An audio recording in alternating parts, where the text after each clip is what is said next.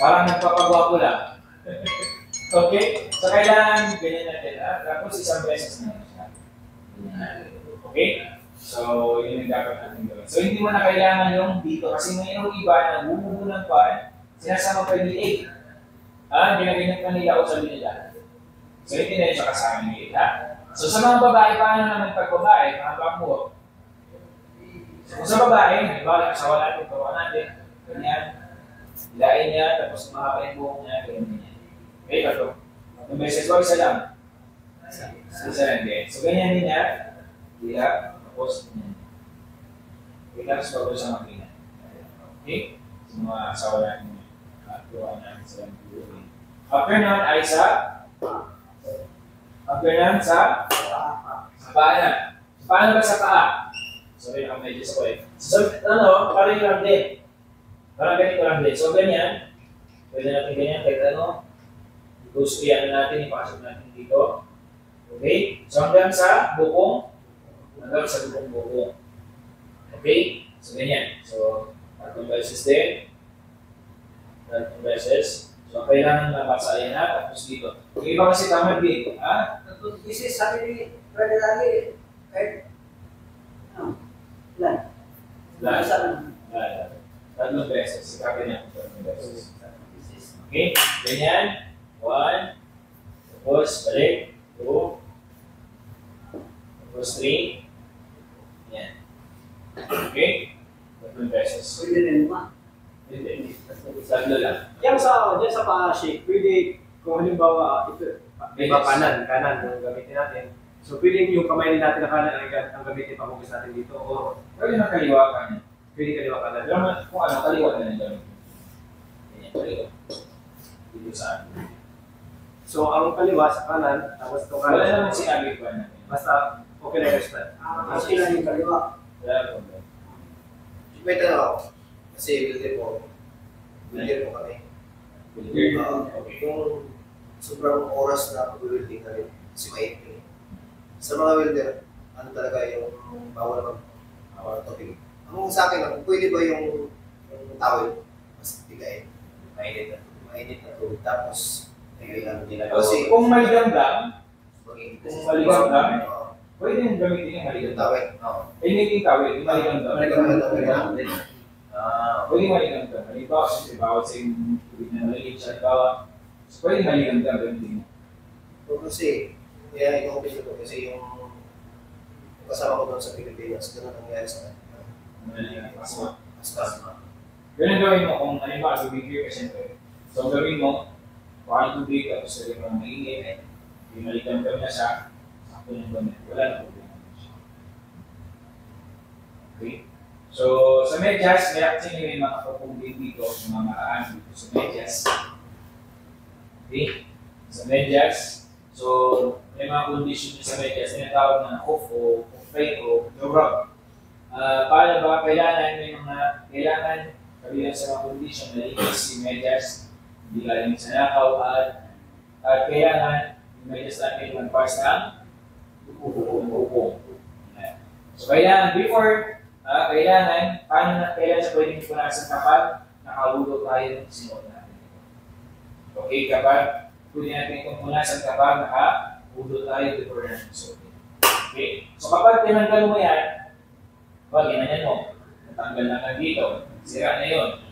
Okay, kailangan mo nang bubulit bago mo yung kaasa ng suotin. Okay, so dito, kapag ganito, halimbawa nakahulog ka bago mo suotin, so pwede mo lang siyang punasan isang beses. Diba? Yeah. Services lang. Yan lang. Huwag kayo sa baba, dito lang yan. Okay. So, halimbawa kayo, trabaho nyo kayo, nag-weaver kayo, so maghulog ka na agad. So, kapag nasira na yung hulog mo, pag naghulog ka ulit, pupunasan mo na lang. Para hindi ka na magugas ang paa mo. Kasi alam ko kasi kung hindi ka nakapag-load tapos nag-load ka na medyas, kailangan mo talaga tanggalin yun. Kaya mas mainam, before magsuot, maghulog ka na, tapos kung masira mo niya, wala na problema, mas madali niyo. Kasi kapag nasira na yung hulog mo, halimbawa, mas madali na lang. Okay? So, lang sa winter. Pero kapag ikaw ay nag-stay lang, 24 hours na yung validity niya. Sabihin, halimbawa, simula ngayon, sabihin natin, nagpunas ka ng 11. So, kinabukasan ng 11, ngayong oras din, ay masisira ka niya. So, anong gagawin mo? Hugarin mo siya, uhulo ka ulit na magbasa yung paa mo, gagawin mo siya. So, kailangan, siyempre, check mo rin, makamaya mo ito yung ano po, pag nagsara kayo sa likuran mo, ay, shit. Oo, naranasan ko yan eh. So, iba pa naman yung amoy ng paa, pag ano, basa na tapos. Tagal na. Nakita ko, example, bago ka matulog ng buka, hindi ka nakapagpigil. Wala. Tapos, tumising ka, isa lang. Pero, Kaya kasi yung tulog kasi ay nakakasira. Ang gabi ko eh.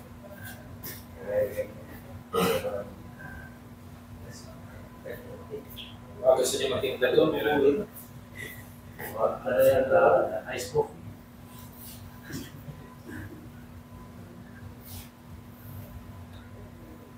Sa ulo, kailangan na ayusin natin. Pero kung meron din halimbawa, so inshallah makukuha din natin sa tulong natin sa inyo. Kasi yung mga bandage minsan, diba? Bandage yun, nakabalot. So, meron din yung mga pamamaraan ng pagpanon. Halimbawa, kung basahin mo siya, tapos magdadagdag yung sakit niya sa'yo, hindi mo kaya kasi. Anong gagawin mo doon ay makaklosin ng doon kung saan yung may balik, halimbawa, kung saan yung sugat, kung mayroong bandage, makaklosin ng doon ng paikot, okay? Tapos kung saan yung pwedeng basahin na part, yun na ang basahin na. Okay? Huwag mong buhusan, baka magdala yung sakit mo. Ang ganun din actually sa pagbuhuto, brothers, kung mayroong kayong trangkaso, diba, nilalamig kayo, tapos siyempre alam namin kapag naligo ka, mas dalawang gagawin yung sakit mo. Ang gagawin mo lang ay, ang gagawin mo? Pwede kung talaga pwede, kaya mo ka na daw. Alam yung kaya mo, yung buhangin or alikabok, ganyan. So ang gagawin natin, ikapagkan natin, ganyan, ganyan, tapos ganyan, tapos ganyan, tapos ganyan. Mas madali siya. Okay? Kapag tayo ay hindi natin kaya gamamit ng tubig. Okay? So tinatawag na tayo yung inshallah makukuha din natin. Yun ang pinakamadali. Okay? Yun ay kapag walang tubig, kapag hindi mo kaya magkaroon ng tubig. Okay? Kumamit. So yun tayo naman. Pero kailangan yun ay malinis na siya. Kailangan malinis na siya. Okay? So yun yung sa wudu. Actually kung meron sa natin tubig, isang problema kasi dito. Sobrahan yung gamit ng dito.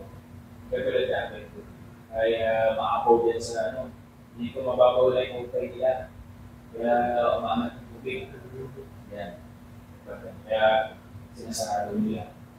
Okay, maganda sana talagang mag-practical na mag-practice natin. Pero, inshallah, bawat isa sa inyo, i-up nyo din yan, ibuto siya. Kahit na parang invisible na may tubig lang. Okay, kahit nakaupo ng tubig na inshallah. Sino pwede mo sa akin? So, i-run na. So, ano muna mo na gagawin? Sabi mo, tayo, ano ang sabi mo ay niya, tapos bismillah. Ay, ano ang sabi mo? Niya muna. Okay.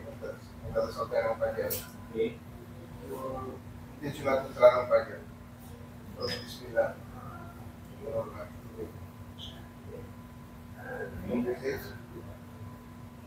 Tapos, umog na. Ano na to? Okay, sabi ka pala may naalala ko na nagkaka. Kapag tayo ay, halimbawa, picture yung gamit natin, o kaya wala sige, or kaya tabo, yung tabo, alam naman siguro yung tabo yun. Huwag natin, kapag galing tayo sa tulog sa gabi, huwag natin isasalok yung kamay natin. Okay, kasi sinabi ng Propeta Muhammad, sabi niya, kapag sabi niya ang ising sa inyo, huwag niya isasalok yung kanyang kamay. Kasi sabi niya, hindi alam ng isa sa inyo kung saan napunta yung kamay niya. Alam mo na naman, pag tulog tayo minsan saan kamot ng kamot. Diba? Hindi natin alam minsan, kamot ng sa privado ng katawan. So, kailangan sabi niya, hugasan mo na ba? Okay? Pero sa asar, halimbawa, yung kailula, alam yung term ng kailula? Alam yung siesta sa English.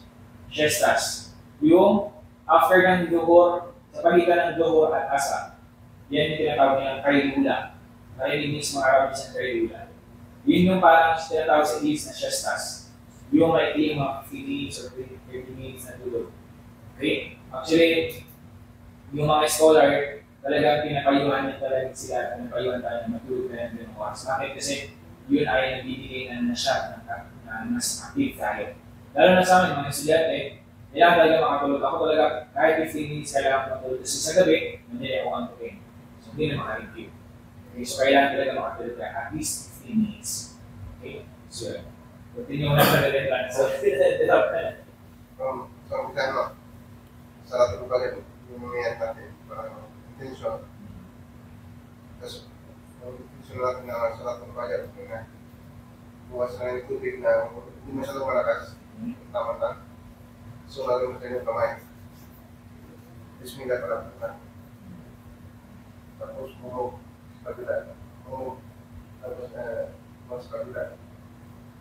Tapos, ito lang mo, okay na, himot na tayo ng tubig. Sinulit.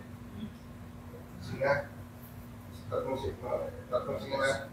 Tubig na yun. dahil sa mukha. Ay, mukha pa pala. Mukha dito. Ano dito?